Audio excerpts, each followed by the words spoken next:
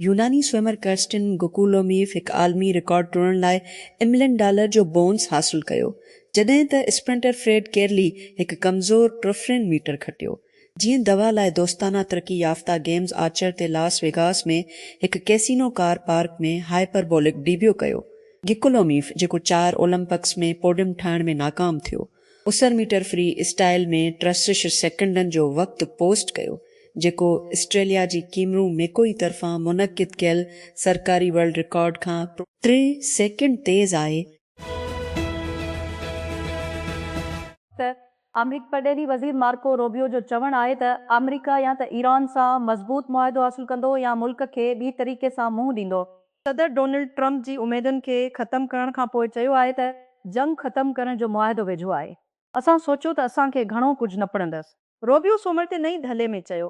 Iran ते अमरीका Israeli जंग खे ख़तमु करण जी इम्कानी मुआहिदे जो हवालो ॾिनो, जेको 2 फरवरी ते शुरू थियो। अमरीकी सदर डोनाल्ड ट्रंप पंहिंजी नुमाइंदनि खे चयो आहे त हू ईरान सां कंहिं बि डेल में जल्दी न कनि, छाकाणि त संदसि इंतिज़ामिया 3 महीननि जे जंग में हिकु तकड़े पेशरफ़त जे उमेदुनि खे रद्द करे छॾियो आहे, जेका हिकु ॾींहुं अॻु उभरी हुई। आबनाए हरमस में ईरानी जहाज़नि ते अमरीकी बंदिश पूरी ताक़त ऐं असर में रहंदे जेसी ताईं हिकु मुआहिदो पहुची तस्दीक थियल ऐं दस्तख़त न थी वञे। ट्रंप सचाई सोशल ते लिखियो। हिकु ॾींहुं खां पोइ हिन चयो त हिकु मुआहिदो वॾे हद ताईं ॻाल्हियुनि थी चुको आहे, जंहिंमें अहम आबी रस्ते खे ॿीहर खोलणु शामिल आहे।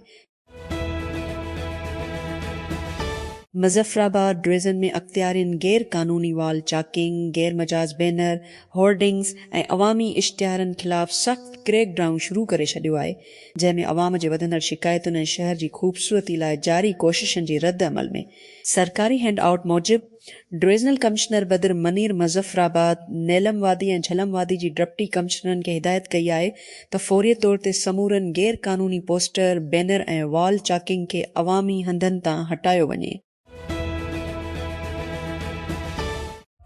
LG फाल्कॉन पंहिंजी ताज़ी gaming monitor Thunderbird Saskia chain में लॉन्च कयो आहे। 80 इंच डिस्प्ले हिकु सस्ती क़ीमत ते तेज़ रफ़्तार गेमिंग ते ध्यानु ॾिए थो। मॉनिटर पिणु फाल्कॉन तौर ते मार्केट कई पई वञे। उहो फ़िलहाल तक़रीबन नाशुश लाइ ॾिनल आहे। पाकिस्तान रेलवे हिकु वॾे डिजिटलाइज़ेशन प्रोग्राम जे हिसे तौर 1000 किलोमीटर फाइबर ऑप्टिक नेटवर्क ऐं स्मार्ट रेलवे सिस्टम मुतारिफ़ कराइण जो फ़ैसिलो कयो आहे। प्रोग्राम जो मक़सदु सॼे मुल्क में रेलवे ऑपरेशन, माल बरदार इंतज़ाम ऐं मुसाफ़िरनि जी ख़िदमतुनि खे जदीद बणाइणु आहे। कमिश्नर कराची सैद हुसन निकवे जी हिदायत ते कराची इंतज़ामिया ईद अल आज़े खां अॻु शहर में गैर कानूनी ढोर मार्केटनि ख़िलाफ़ क्रैक डाउन शुरू करे छॾियो आहे। ऑफिसरनि चयो त अख़्तियारनि केतिरनि ई माण्हुनि खे गिरफ़्तार कयो ऐं शहर जी मुख़्तलिफ़ ज़ुलनि में गैर मजाज जानवरनि जे विकिरो पॉइंट क़ाइमु करण में मलावस माण्हुनि जे ख़िलाफ़ केस दाख़िल कयो। लिनोवो ख़ामोशीअ सां हिकु नओं अंच लैपटॉप शामिल कयो आहे। उन जी लाइन अप में आइडियापाड स्लिम सी मॉडल CWC ताज़ो ज़ाहिर थियो। कंपनी जे पैदावार जी वज़ाहत वारी साइट ते लिस्टिंग हार्डवेयर ते मुकमिल नज़र ॾेई थी। उन खां अॻु लिनोवो सरकारियाबीअ जी तफ़सील जो ऐलान कयो आहे। लैपटॉप ज़ाहिर थिए थो हिकु सिधे पैदावार वारी मशीन आहे, जेका इंटेल जी नई वाइल्ड कैट ढंढ प्रोसेसर्स जी चौधारी ठहियल आहे। पुरहं मिलियन खां वधीक मुस्लमाननि विच ओभर में जंग जी ख़ात्मे जी उमेद जी पस मंज़र जे ख़िलाफ़ कयल सालियानी हज जी ज़ियारत लाइ सूमर ते मके में हिकु वसी खेमा वारो शहर बणणु शुरू कयो। सफ़ेद पोशाक वारा हाजी तवाफ़ करण खां पोइ बसनि ते या पैदल मुना में पहुचंदा हुआ।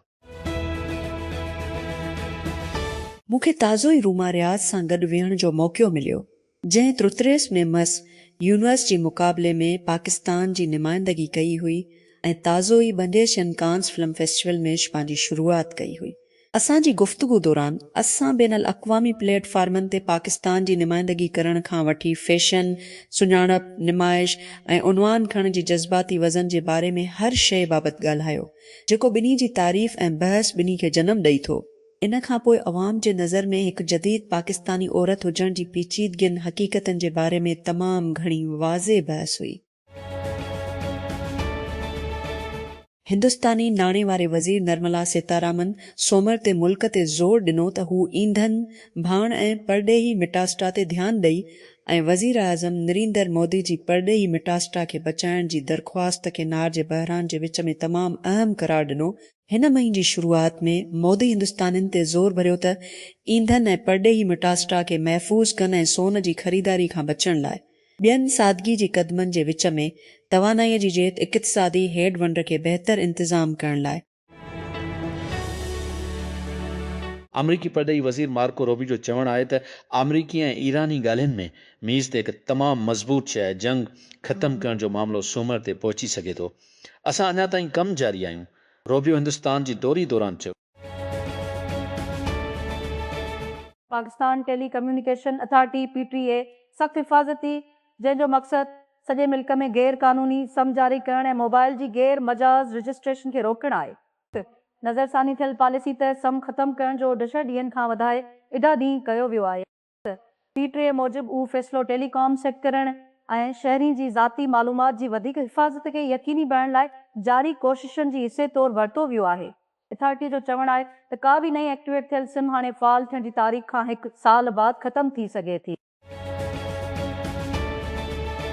सिंध जी वॾे वज़ीर सैद मुराद अली शाह आचर ते कराची जी केतिरनि ई अहम इंफ्रास्ट्रक्चर मंसूबनि जो जाइज़ो वरितो, जंहिंमें रेड लाइन BR3 मिक्केस स्ट्रिफ्ट traffic corridor Azimpur flyover ऐं शाहरा भट्टो समेत सॼे शहर जो मुसलसिल 5 हफ़्तेवार दौरो कयो वियो। दौरीअ दौरान वॾी वज़ीर ऐलान कयो त अज़ीमपुर फ्लाई ओवर उॾीअ जूअं ते ट्रैफ़िक लाइ खोलियो वेंदो ऐं अख़्तियारनि खे हिदायत कई त बाक़ी कम शेड्यूल ते मुकमिल कयो वञे। इंफॉर्मेशन टेक्नोलॉजी ऐं टेली कम्युनिकेशन वारे वज़ारत तरफ़ां जारी कयल तफ़सीलनि सी मूजिबि पाकिस्तान ऐं चीन वज़ीर आज़म शहबाज शरीफ़ IT ऐं टेली कम्युनिकेशन वारे वफ़ाक़ी वज़ीर दौरान मुनक़िद थियल बेलिबे कॉन्फ्रेंस दौरान तारीख़ी मुआहदनि ते सहियूं कयूं। उहो दौरो जॾहिं ॿिन्ही मुल्कनि जी सिफ़ारती लाॻापनि जी 2 सालगिरह मल्हाई पई वञे। डिजिटल ट्रांसफर, मसनूई ज़हानत, फंड टेक ऐं ईंदड़ नस्ल जे राब्ते में बतरफ़ी ताउन खे वधीक मज़बूत करण जी तरफ़ हिकु अहम क़दम आहे।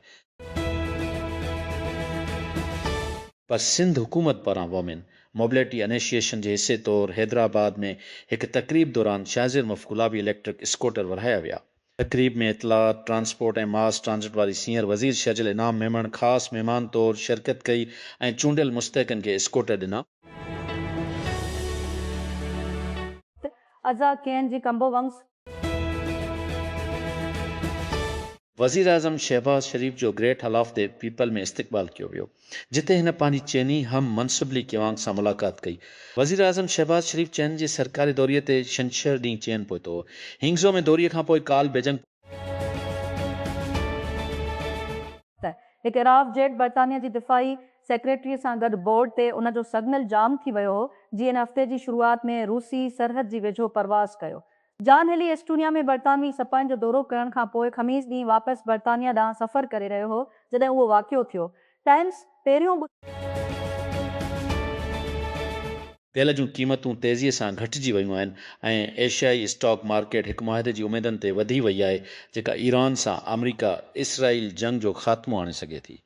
छंछरु ते अमरीकी सदर डोनाल्ड ट्रम्प चयो वॾी पैमाने ते ॻाल्हियुनि कयो वियो आहे ऐं तफ़सीलात जो ऐलान जल्द कयो वेंदो, पर ईंदड़ ॾींहं ते हिन जे ॻाल्हियुनि वारी टीम ते ज़ोर ॾिनो त हू कंहिं मामले में जल्दी न कनि। वक्टर वेम्बानियामा 1.5 पॉइंट स्कोर कया आहिनि सां एंतोनियो स्पोर्ट्स खे ओक्लाहोमा सिटीअ जी रटरन रोट में NBA वेस्टर्न कॉन्फ्रेंस फाइनल खे 2 रांदियुनि में बराबरि करण लाइ सज़न साल पुराणी फ्रांसीसी इफ्तिन सिंच 3 पॉइंट जी खां 8 रिबाउंड 5 असिस्टेंट 3 ब्लॉक शॉट ऐं 2 स्टॉल शामिल कया। रमिंटन में स्पोर्ट्स लाइ आचर ते पासियन जे शहर हांगज़ो ऐं बिज़नेस इन्वेस्टमेंट कॉन्फ्रेंस दौरान पाकिस्तान ऐं चीनी कंपनियुनि अरब डॉलर खां वधीक जी मुआहदनि ऐं मफ़ाहमत जी यादाश्तुनि ते सहियूं कयूं। वज़ीर आज़म शहबाज शरीफ़ चीनी फिरम खे पाकिस्तान खे वधाइण जी दावत ॾिनी। मुआहदनि ते सहियूं पाकिस्तान चीन बि सीड़ पकारी कॉन्फ्रेंस में कयूं वयूं, जंहिंमें इंफॉर्मेशन टेक्नोलॉजी ऐं telecom, battery energy storage system ज़राअत ते ध्यानु ॾिनो वियो। रावलपिंडी डेवलपमेंट अथॉरिटी RDA रावलपिंडीअ में पंहिंजी हाउसिंग स्कीमनि में मौजूदु ख़ाली ठाहिण जो फ़ैसिलो कयो आहे। अहिड़ो फ़ैसिलो कमिश्नर रावलपिंडी अब्दुल नाम खटक जी सदारत हेठि थियल इजलास में कयो वियो, जंहिंमें additional director general Masood Ahmed ऐं चीफ इंजीनियर अनवर बारा समेत RDA जी आला अमलदारनि शिरकत कई। National database and registration authority NADRA computerised क़ौमी शनाख्ती कार्ड CNRC जी जारी करण लाइ नवां दस्तख़त अख़्तियारी थी विया आहिनि। नज़र थानी थियल ज़ाब्तनि तहत पहिरियों भेरो सिनिक लाइ दरख़्वास्त ॾियण वारनि खे दस्तख़त मुहैया करण जी ज़रूरत न पवंदी। नादरा जो चवणु आहे त जिन केसनि में दस्तख़त जमा न कया वेंदा, CNRC ते दस्तख़त वारी फील्ड में ANA दाख़िल कयो वेंदो। इंडियन प्रीमियर लीग IPL जे हिक मैच जी भारतीय क्रिकेटर विराट कोहली सां झेड़े खां पोइ ट्रेस हेड ऐं संदसि ज़ाल जेसिका खे अंजो निशानो बणायो वियो, जंहिं ते हेड सनराइज़र्स हैदराबाद ऐं कोहली जी रॉयल चैलेंजर्स बंगलोर विच में टेलर्स मैच दौरान रांदीगरनि में झेड़ो थियो। बेज़मीन हिंदुस्तानी हारियुनि में पैदा थियो। सञल पोनिया सोचियो त समुंड में नौकिरी हिन जी गुरबत मां निकिरण जे टिकेट हूंदी। उन जे बदिरां हिन जे पहिरीं सफ़र में हिन खे ईरान ते हिकु ख़तरनाक हमले खां बचण लाइ समुंड में गोता खोड़ ॾिठो। सवीन हज़ारनि हिंदुस्तानियुनि लाइ वापारियुनि जी जहाज़ जूं नौकरियूं मोरोसी ख़तरनि जे बावजूदु हक़ मुनाफ़े बख़्श तजवीज़ आहिनि। तोशीफोमी सुज़ुकी सियूं अलियूं जापान जो बानी ऐं वॾे पैमाने ते जापान जी सहूलियत स्टोर इंडस्ट्री जो पीउ सम्झियो वेंदो आहे। उमेद ते दिलि जी नाकामी सबबु फोत थी वियो। हू हुडो इंजण में नागानो में पैदा थियो। सुज़ुकी इंजण में परचूं फ़रोश इतियोकादो में शामिल थियो हिकु किताब जी होलसेलर में कमु करण खां पोइ। उन वक़्तु शक के रद सुज़ुकी अलियूं जी US ऑपरेटर साउथलैंड कोरप सां भाईवारी कई। इंजण में 7-Eleven जापान के लॉन्च स्टोर खोलियो। वफ़ाक़ी हुकूमत वापडा सिक्योरिटी फोर्स क़ाइमु करण जो फ़ैसिलो इस ॾिसी त जीअं सॼे मुल्क में वाटर सेक्टर जी बुनियादी ढांचे जे अहम मंसूबनि जी हिफ़ाज़त लाइ उन सां लाॻापियलनि ख़ासि तौर ते चइनी शहरीन खे शामिल कयो वञे। वापडा सिक्योरिटी फोर्स एक्ट ब्रिंसले जी तजवीज़ तहत नई फोर्स ठाहे पई वञे, जेको अॻु में ई पार्लियामेंट ॾांहुं मोकिलियो वियो आहे। रावलपिंडी पिंडी क्रिकेट स्टेडियम में 2 मई ते पाकिस्तान ऐं ऑस्ट्रेलिया विच में खेॾी वेंदड़ क्रिकेट मैच दौरान पुलिस अहलकारनि जी उन जी मुक़ररु कयल पॉइंटनि ते फ़ौरी तइनाती ऐं पुलिस अहलकारनि जी हिफ़ाज़त खे यक़ीनी बणाइण लाइ पुलिस पारां हिकु सिक्योरिटी ऐं नज़्म ज़ब्त यूनिट क़ाइमु कयो वियो आहे। ज़रियनि मूजिबि यूनिट क़ाइमु करण जो मक़सदु अमन अमान जी मौजूदा सूरतहाल में पुलिस फोर्स जी सिक्योरिटी खे यक़ीनी बणाइणु हो। ख़ासि यूनिट पंहिंजी आमदो रफ़्त, रवानगी ऐं गॾिजाणी दौरान पुलिस फोर्स जे चौधारी घेरो बंदि रखंदो। Islamabad capital development authority CDA जी इंतज़ाम ते कब्ज़ो करण जी रथाबंदी करे रही आहे। अथॉरिटीअ जे लावंग खे उन हवाले सां क़दम खणण जी हिदायत कई वई आहे। ज़रियनि जो चवणु आहे त वॾे तादाद में कमर्शियल ऐं रिहायशी प्लाटनि ते केस दाख़िल आहिनि ऐं इंतज़ामिया अहिड़ियुनि मिल्कियतनि ख़िलाफ़ कार्रवाईअ जो फ़ैसिलो कयो आहे।